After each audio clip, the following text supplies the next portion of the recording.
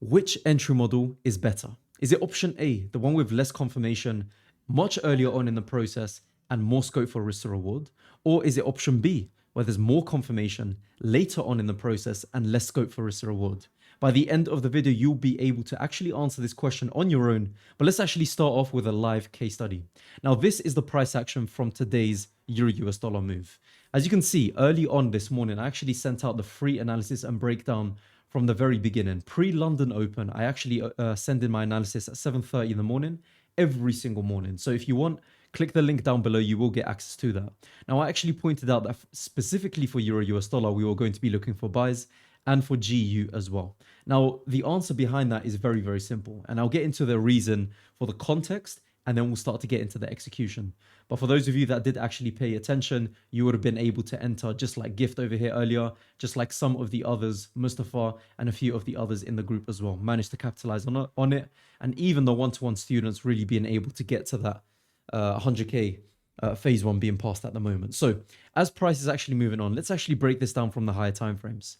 Now, if we really start to break it down, this is exactly what we were set up with. Our previous daily candle was bullish. So remember, when we look at the daily candle, we must always look at the two previous ones. We keep it as simple as that.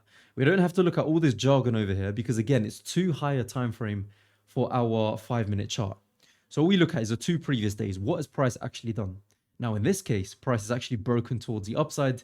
However, it failed to give a proper close. So we were still stuck within this consolidation period.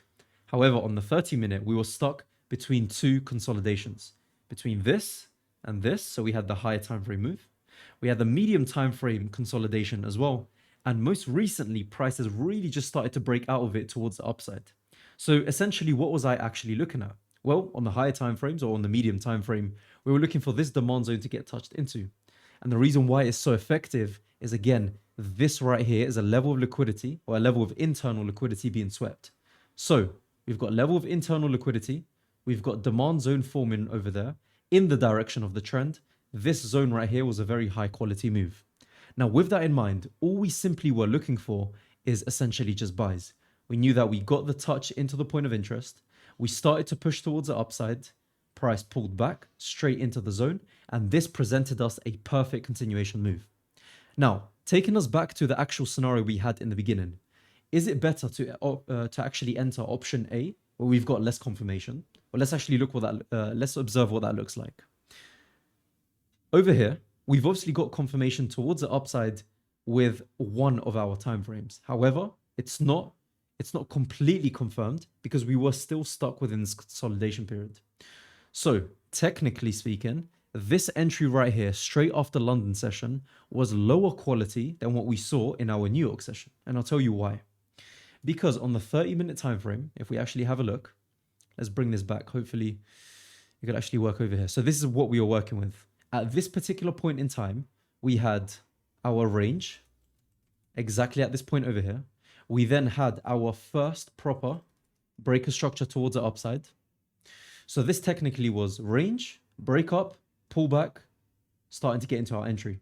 So what would actually increase the chances of this actually working? Well, the answer is very simple. All we simply look for is an additional secondary break. So we look for our second proper breaker structure. And that is exactly what we started to get for our New York session. So as soon as it closed above, and bear in mind, this is going to be very, very essential to actually understanding if this is going to work or not. The closure above is one of the biggest giveaways you can actually have for this. So now, all we simply wait for is marking up our zones. So we can see we literally just got to tap into the zone over here. We then start to look for our lower time frame. And as you can see, this was the actual entry that I got myself in for New York session. Very simple. All we look for, again, we look for not the first breaker structure, the second breaker structure past a range. We then wait for that consolidation period to kind of clear up. Lower time frame, we're looking for our confirmations. And as you can see, would have actually entered over here, but I hesitate just about a minute or two. And obviously entered at this point, stop loss just below the zone. And now obviously price is starting to move towards the upside. Now, just an additional thing over here as well to actually make your lives a lot easier. Where do you aim for in terms of take profits? Now, in terms of my strategy, I always aim for a mechanical 3 risk to reward. That right there is literally the key. And the reason why is not just because I'm doing this on a whim, but it actually is tested by proven data over years and years of trades. Not only have I done that for myself, but my students as well. You can check all the other videos. You'll probably see me mention it quite a few times. So this is obviously our first order of standard procedure. So we always aim for 1 to 3 risk to reward. However, if we see opportunity for price to continue upwards, we extend that. So we take our profits at this zone over here. So if we just change that, again, I like keeping templates on basically everything going forwards.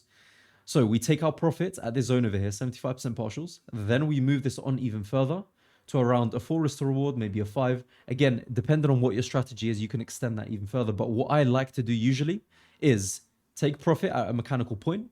Then I observe price action.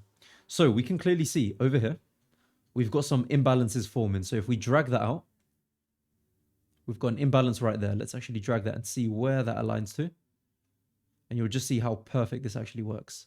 And by the way, this is all just literally today's price action. So we've actually achieved this result. At this point, we're coming towards the later part of the day. We've already had a relatively big move. Now is actually a decent point to even take profits. So even though we're not able to take 3 risk to reward on this exact scenario, we got pretty close. However, we started to fill this imbalance. Now there's a bit more. There's still a bit more we could actually aim for. But once we get to this particular supply zone over here, that is where price really is going to start to actually slow down. Now, answering the question that I actually posed to you guys right in the beginning of the video, which one is going to be the better entry model? For me personally, it's always going to be option B. And the reason why is because not only do we have a change of character here, we've got a break of structure and another one as well. So we've got change of character, break of structure 1, let's just call it. Then we've got break of structure 2. So this right here is honestly as much as you need. Now, I will give a few other pointers as well. If, however, price is moving quite slowly at this point and you've barely got any space for price to move into, let's just say there's a supply zone right above this area, I would not like to enter on something like this at all. If, however, we've got a massive imbalance above, supply zone is all the way up here, that clearly shows me that I've got this entire space to actually attack. You've always got to think to yourself, where exactly am I aiming for in terms of price? Now, usually what you're going to be aiming for is obviously going to be the imbalance over here. So guys, I really do hope that's actually helped. Again, this is one of the biggest tips that I use on a daily basis. Again, really just trying to pick out exactly what point should I be entering. I mean, you can apply this on literally any time frame. As an example over here, you can see that price had the change of character here. It pulled back. Now, could you enter at this point? Of course you can. You know, it's not an issue at all. However, the better type of entry is going to be what?